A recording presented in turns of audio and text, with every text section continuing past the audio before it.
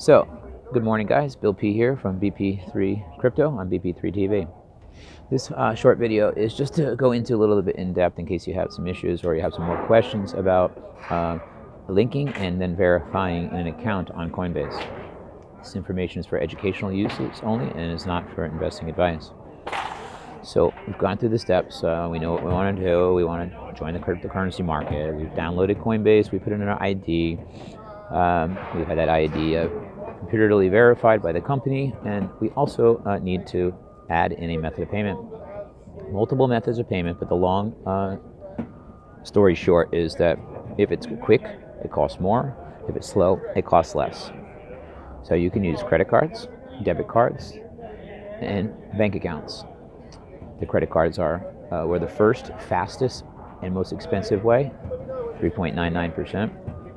Later on, they moved into debit cards with an instant transfer that I believe is 3.99 or 1.49. And then they moved into bank accounts with an instant transfer, and that's 1.49%. And then we have bank accounts with 2 or 3 days, and we have bank account transfers that are a week that are free. All right, so that gets a little confusing, but let me just start here. I was told to link as many accounts as I can, so Coinbase thought I was serious, and they would lift those small limits that they have. So I put 2 credit cards in, which I did not verify, but I just put them in and entered them in there, so they sit on the system, and so it looks like I have something off there going. I put my debit card in, and I linked that, and I used that a lot for a while, and I used my bank account. To move my large sums of money, I did wire transfers, AAC transfers. The costs were a lot cheaper, and I used my bank account for that. Since now Coinbase allows you to do instant purchases with your bank account at a low fee, 1.9%, and they also allow you to do like this purchase where they hold the coin for you at that price, and then it takes a couple days, 2-3 days to go through your bank account. It's a lot less. It might even be free now.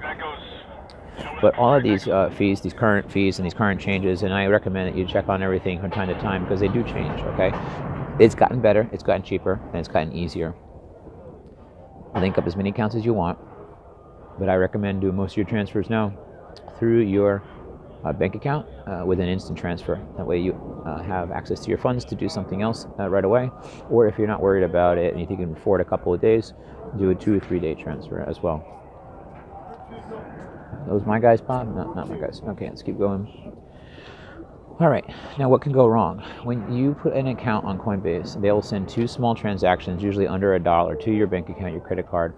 You will then need to enter those transactions into Coinbase to verify that it actually was you that received them and you have access to it, and so on and so forth.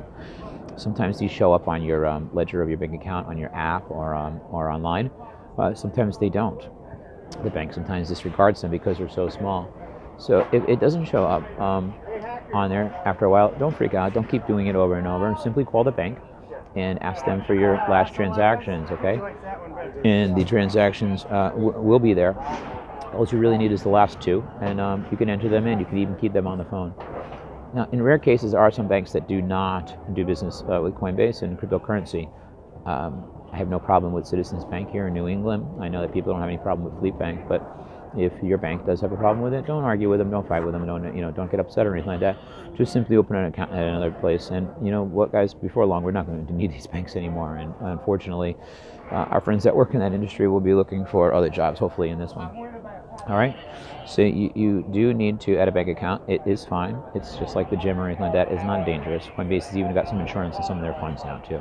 And you might have problems with the small transactions when you have to verify showing up on your statements, so you may need to contact the bank to ask them what they are, and the bank may not even allow you to do business, so you might have to go with another banking system.